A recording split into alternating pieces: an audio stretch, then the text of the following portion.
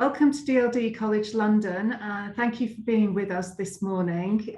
We're talking about the bright futures to our students who are studying BTECs, and it's with great pleasure that I can introduce our head of BTECs, Marie Kerrigan, and also Fumi, who is our house mistress, Piccadilly House, and she also heads up the BTEC business programme. So with no further ado, I will now hand over to Marie. Hello everyone. As Rachel said, I am head of programme for BTEC, and I'm also the lead internal verifier and the programme lead for BTEC Media and eSport. My colleague Fumi is a woman who wears many hats. House mistress is just one of them.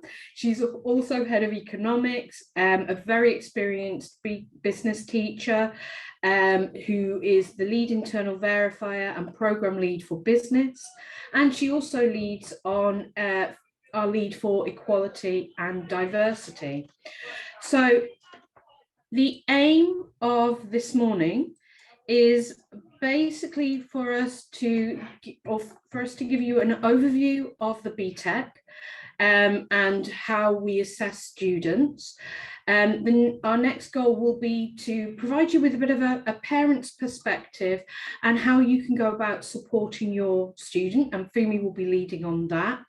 And our aim really today is to leave you enough time at the end of this session for you to ask any questions that you have about BTEC. So let's crack on. What is a BTEC?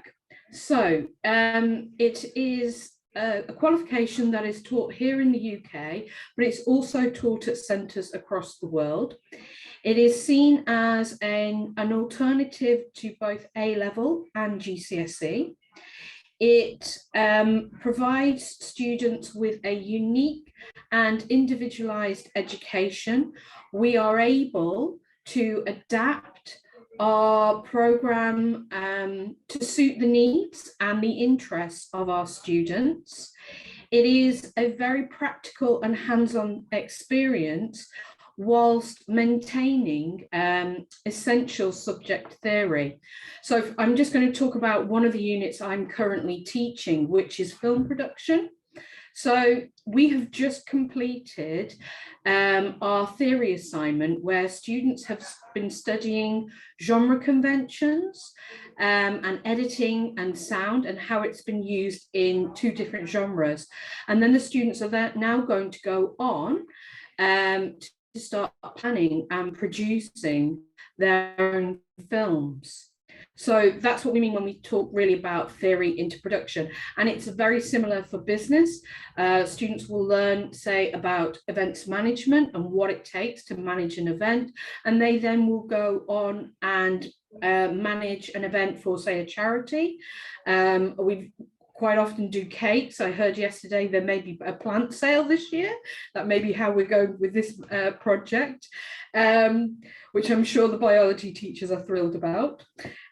So the other great thing to know about BTEC is that it is very widely accepted at UK universities. 95% of our universities accept BTEC. In actual fact, a third of all students who are attending university currently in the UK have a BTEC qualification that's a solely BTEC qualification, so the qualification that's equivalent to 3 A-levels. And over a quarter have a combination of both BTEC and A-level. And it's also recognised in 100 countries across the world.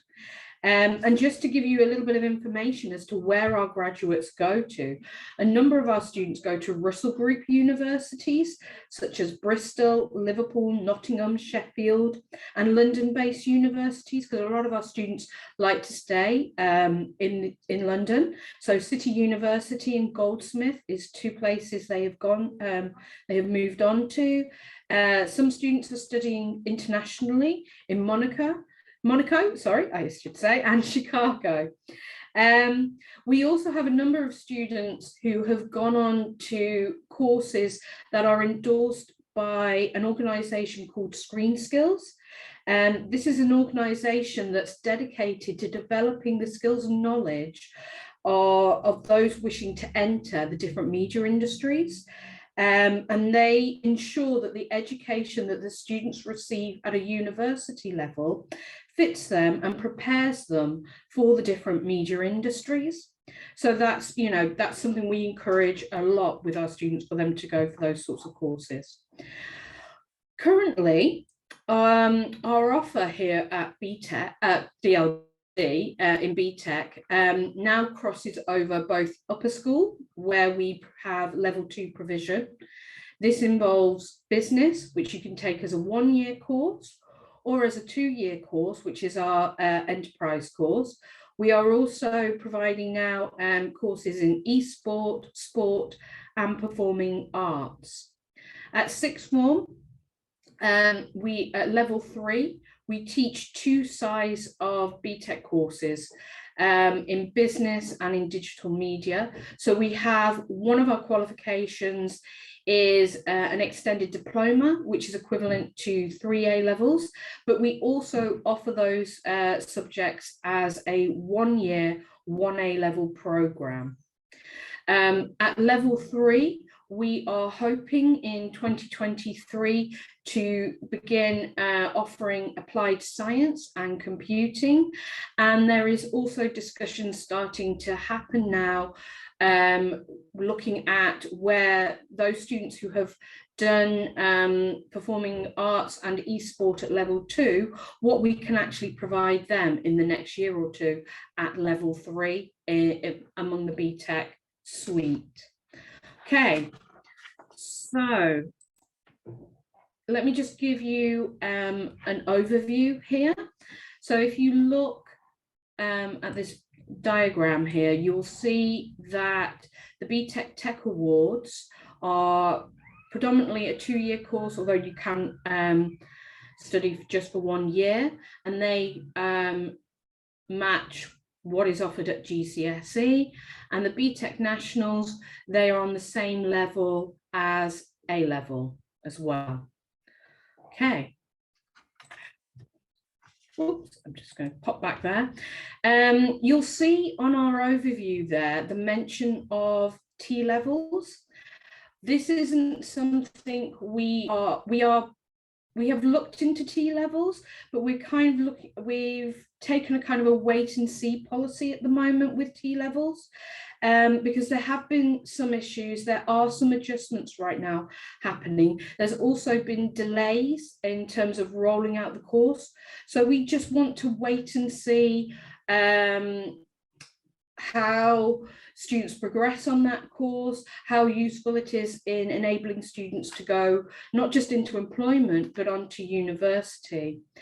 And one of the things that is happening, we do know that a number of BTECs, certainly some of the ones we already run, such as business, and the ones we're hoping to run, such as applied science, they will actually remain because the T levels are not appropriate in terms of preparing those students for university. Okay, so how does BTEC differ from A levels? Well, one of the key strengths of BTEC is that we use a variety of assessment methods.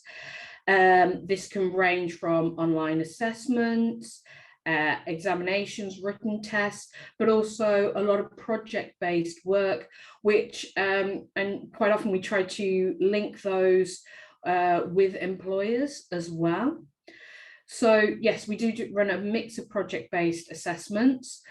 We allow students to express their understanding practically as well as theoretically, and we engage with real-world employers. And that's one of the elements that separates BTEC from traditional study.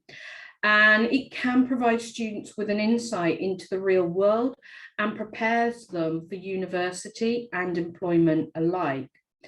One of the things I particularly like about BTEC myself, and I've been teaching BTEC now for longer than I care to say, but the key thing I've really always enjoyed about BTEC, other than the creative aspect, which I love, is the fact that it teaches students both the hard skills, so how to use a camera, how to manage a project, but it's also teaching them the soft skills that they will need for work and university.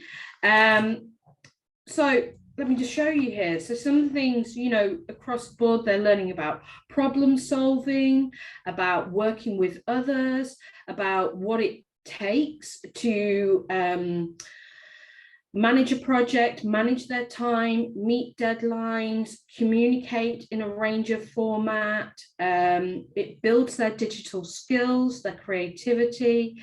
So I think that is one of our strongest points with BTEC, is those soft skills. And certainly for students who are aiming to go into the practical side of media or business, I know for a fact that some of our top universities in our subject area, like Arts Bournemouth University, they actually prefer BTEC students to A-level students because they have this understanding of the production process, of the application of the theory into, you know, in the real world, and have, you know, those soft skills that are so important. Okay, so how do we assess the BTEC course? So at level 2, so here we're talking about the BTEC Tech Awards, the BTEC level 2 skills in e-sport. There are two types, sorry, I should say, of assessment. One is internal and one is external. The internal assessments are, there's 2 of them. It's component 1, component 2. The assignments are now set by Pearson's. So we prepare them for these set assignments that are provided by Pearson's. There is an opportunity for students to submit the work twice. So they submit the work once, we mark it, we do internal moderation of that work, and students are then able to resubmit that work before we send that work off. Similar to what happens with GCSE, we send that coursework off to the exam board. The plan is that students will complete components 1 and 2 in the first year or at the beginning of the second year. The external assessment, again, is provided by Pearson. Again, there will be some preparation materials, some work that students have to do before they go in and sit component 3. This is done, component 3 is done after completion of the first 2 components, and these external assessments take place in January or in May and June. And again, the external assessment reflects the practical nature of Tech Award. So it's not likely to be a written exam. It's much more likely to be a practical application of theory. Okay, how do we support students through this process? Well, we provide students with access to our virtual learning environment, which is Canvas. We also provide models of student work, and we also provide writing frames to help them complete the tasks that are set.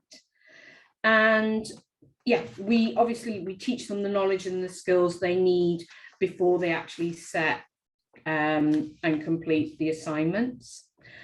At level 3, we again have internal and external assessments. I'm just going to focus here really on the extended diploma. The extended certificate, the 1-year A-level that we do, works in very much the same way. So there are internal units that are assessed by us. We provide the students with assignment briefs and deadlines, and these are given out for each of the units. So yes, the students receive an assignment brief. They produce a range of evidence for this. This is then marked by the teacher who has been delivering that unit. It is then standardized with another teacher as well. So the work is marked by the assessor and then standardized by another teacher. Students have the opportunity to resubmit the work once if they have met certain conditions, such as meeting the initial deadline, providing work that is of a pass level, so it's of a certain standard, and that we feel that that student could actually improve on that grade. Okay. And then some of the projects that the students will actually complete for the internal assessed units. For business, that includes pitching ideas for a new business, strategic planning. I keep going back to events management, but that's a biggie. Brand promotion and conducting market research for local businesses. For digital media, our projects change slightly depending on the interests of students, but we produced short films, music videos. They create a photography portfolio. They complete an advertising campaign, and they also look at magazine covers and double page spread, but they also have an opportunity to do things like podcasting and documentary filmmaking as well. So there's a wide range of projects and some journalism in there that students can engage in. The external assessments, these units, this work is actually set and marked by the exam board. So we prepare the students for these assessments, and we complete 2 external assessments per year. And the majority of these externally assessed units are there to assess the skills and knowledge acquired throughout the course. And they take place twice a year. So we have one set coming up in January, and anyone who needs to resit or take another assessment, they will do that in May, June time. Okay, so moving on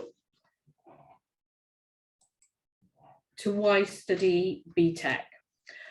One of the key strengths of BTEC is that we are able to tailor the curriculum towards the students. An example I can give you there is that for the last 2 years, we have offered digital photography, and that is purely off the back of the interests of our students. And that's the same with magazine production. We've now got a number of students who come to us who are interested in going into journalism, whether it's broadcast or multimedia. So we like to give them an opportunity to do that. So we actually removed units that we were going to do on script writing and added in the photography unit. There is learning opportunities that we can provide that tap into a student's individual interests as well. And one of our key strengths is our unique location. We literally have, ITV and British Film Institute and National Theatre and Tate Modern all down the South Bank. So we have some amazing locations that we can film in. We have festivals that we can go to. We will be going to one called Interfilm Festival after the half term. Business, again, we have Canary Wharf right down the river from us. and students are actually able to gain additional qualifications from the London Institute of Banking and Finance, as well as career advice. They've worked with local entrepreneurs at Balance and Four Corners. They've also had opportunities to develop their business acumen with Harrods and Lush and other local charities like Inform. They go on team building activities such as Go Ape, which they all enjoy, and that happens each year. Amazingly, I managed to duck out of that one. But yeah, and we also like to bring in lots of guest speakers as well for both of our areas. So we've brought in people like Rod Cousins, Bill Williams. We've had Professor Lucy Brown from London South Bank, Robert Sloan, who works for Disney. They even attended their first university lecture with Professor Dana Poland, who teaches cinema studies at the New York University. And that was quite eye-opening, I could tell you, to the students. And of this, the opportunities we are able to offer here means that we have ended up with an astounding set of results that we are extremely proud of, both our staff and our students. We've achieved, 100% pass rate for business, 100% distinction or merit across the board. Media, we achieved 2/3 of our students achieved distinctions. So, achieving the equivalent of A and A-star grades, which is just amazing to see, and I'm very proud of them all. So I'm just very conscious of the time. So I just want to say that BTEC, we think, fits students for modern employment practices, and that is backed up by research from CBI Skills Survey. The coursework-based structure, we found that suits the students and their way of studying. It provides them with opportunities at a large number of universities in the UK. We currently have students studying at some of the best universities for our subject area. We obviously support students with their UCAS applications, helping them with their personal statements, building portfolios for our digital media students. Fumi and I are in the middle of writing with our team, writing the UCAS references and working with students on their personal statements. We have had, one of the questions I'm asked a lot is, what can our students go off to study? Does studying a BTEC narrow their opportunities in the future? I will just give you a brief rundown of some of the courses our students have gone on to, which is business management, finance, business and globalization, enterprise and entrepreneurship, real estate, public relations, international business and marketing. That's in business. In media, we have students studying games design and animation, sports media, advertising, broadcast journalism, and multimedia journalism as well as doing film and TV production. I have a student currently at Oxford Brook who's doing media and politics, another student who's doing media and law. Some have gone off to just do script writing, brand management. The list goes on. There's lots of opportunities for our students out there. Now, you've heard more than enough from me. As you can tell, I can talk about BTEC for a long time. I'm going to hand over now to my colleague, Fumi, who's going to talk to you about the next part. Okay, thanks, Marie. I should also say that as well as being a teacher of BTEC, I'm also a parent of a child, one who has studied BTEC at level 3, and also a child who studied A-level. And I think the strength of BTEC is that it allows each child to develop in their own way. It's sort of a more unique, a tailored program. And so as a parent, if you're looking at how to support your child, one of the ways that you can do that is by, you know, maintaining an interest in what they're doing, asking them questions about what they're doing, finding out which areas they really like in the course. Because sometimes if you feed that back to the teacher, if you feed that back to me or to Marie, if we find, for example, in business that there's a student who really liked the market research module, then we can actually look at what else can we do? Are there other units that we can offer the student that are related to market research that they might want to carry on at university? As Marie was saying, you know, we have students who have gone on to study finance at university, and through our program and through knowing the interest of that student and talking with the parent, we were actually able to offer an additional qualification through the London Institute of Banking and Finance. So as a parent, it's important to also for you to be engaged in what they're doing, ask them questions. We also love parents that can provide experiences for our students.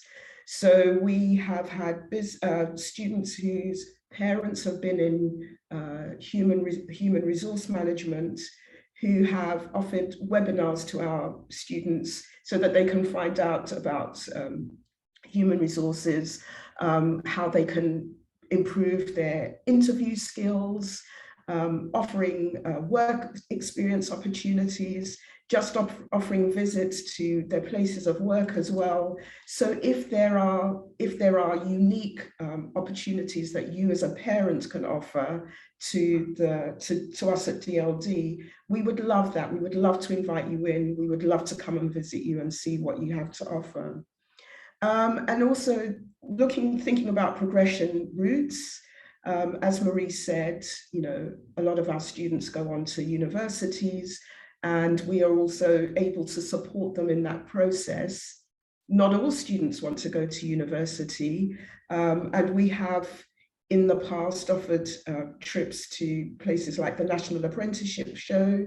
That hasn't run for the past couple of years, but we're hoping that now that things are opening and reopening and stabilizing, we'll be able to take the students out to that. So really being supportive as both a parent and a teacher is encouraging for the student themselves.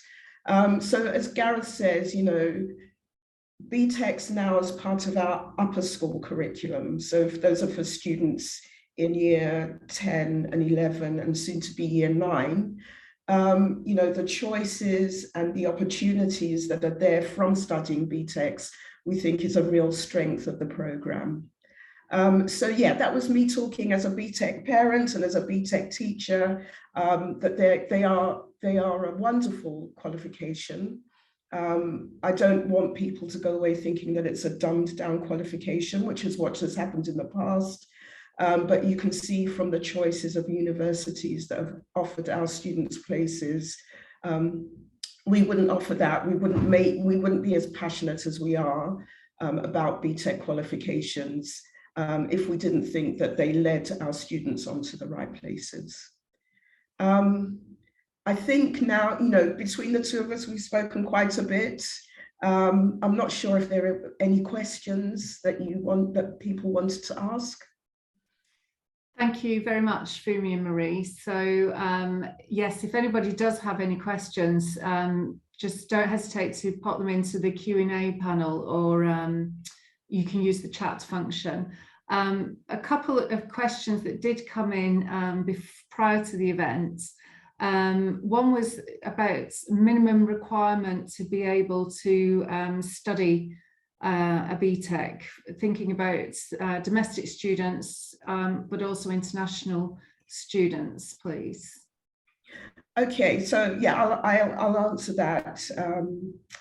So we do recommend that domestic students have a 5 in English, because there is a lot of research and writing that is involved. So they do need to be able to articulate themselves through writing reports.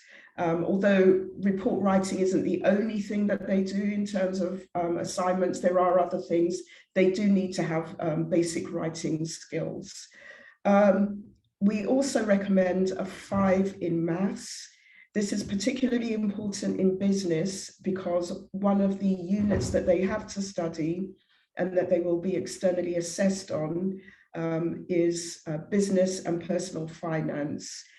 Because that is an exam that is involves being able to calculate and manipulate figures and look at spreadsheets and business numbers, they need to have the basic math skills as well. For international students, again, we would like them to have a minimum of 5 in IELTS, just because there is a lot of writing involved, a lot of reading, because they'll be researching independently too. Okay, thank you. And those, if an international student did wish to join a BTEC course, would they have academic English support to get them to the IELTS level that they require for a university entry? Yes, so IELTS will be added to the timetables of those students who need it, because although we say sort of a minimum of 5 for BTEC, most universities are looking for students to have at least IELTS 6. So until they get to that minimum standard for university, it will be on their timetable as well. Okay, that's brilliant, thank you. Somebody did ask, if they start on the subject but it's not working out for them, can they change, given that, you know, it's one subject and not a selection of A levels? So okay, I'll answer that again as a house mistress, as somebody who does get requests for subject change. Although, you know, as a qualification, it feels as though you're studying one subject, you'll actually be studying different modules. So let me make that clear as well. You will be studying different topics in the throughout the course. We have, as a college policy, a 2-week window at the beginning of term in which we don't allow any subject changes. There is then 1 week of possible subject changes, but it would be very difficult for a student to change from BTEC and then pick 3 A levels, because, you know, there is that work that they need to catch up on. So we would take that on a case-by-case basis and really sit down and see with the student, is it because you're not enjoying it? Is it too tough? How can we support you as BTEC teachers before we would actually make that change? Okay, thank you. A quick question that's come in live, going back to the GCSEs and the level 5 requirements in maths and English, just asking whether that's at foundation level or at a higher level in the GCSEs. Go on. I was going to say, I think, sorry, go on, Fumi, you go for this. So, I mean, if you're talking about a student with who's done foundation, maybe foundation GCSE English, and has a grade 5. Yeah. So that's fine. Okay. As long as they have a 5 in English and a 5 in maths, then yeah, that's what we're looking for. Okay, brilliant. Thank you. So I hope that answers that question. And another one that came in pre-event was, how do you help with the UCAS applications? Okay, I'll jump in again with my house mistress hat on. Sorry, Marie, I know you wanted to, so UCAS, every student in year 12 is, towards the end of year 12, is assigned a university admissions tutor, and they have sessions with their university admissions tutor to help them through the UCAS process.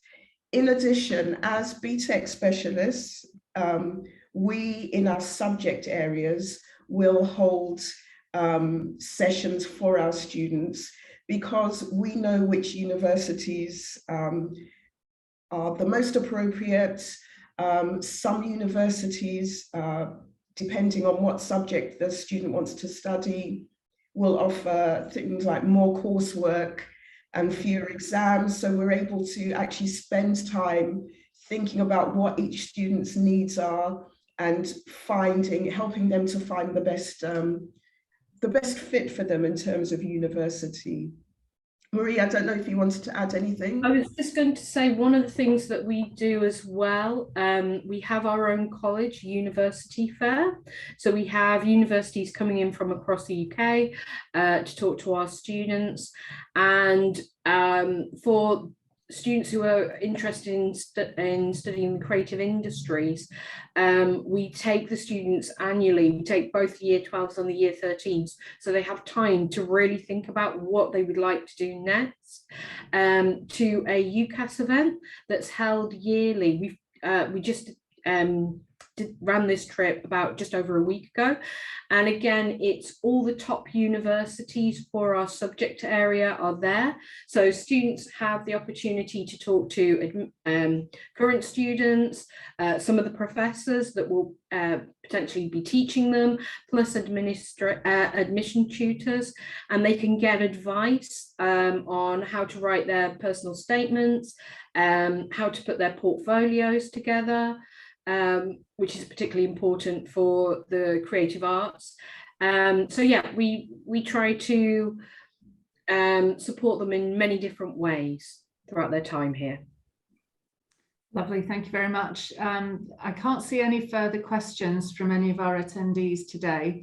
So I'd like to thank you both for this great overview of the BTEC provision at DLD College London.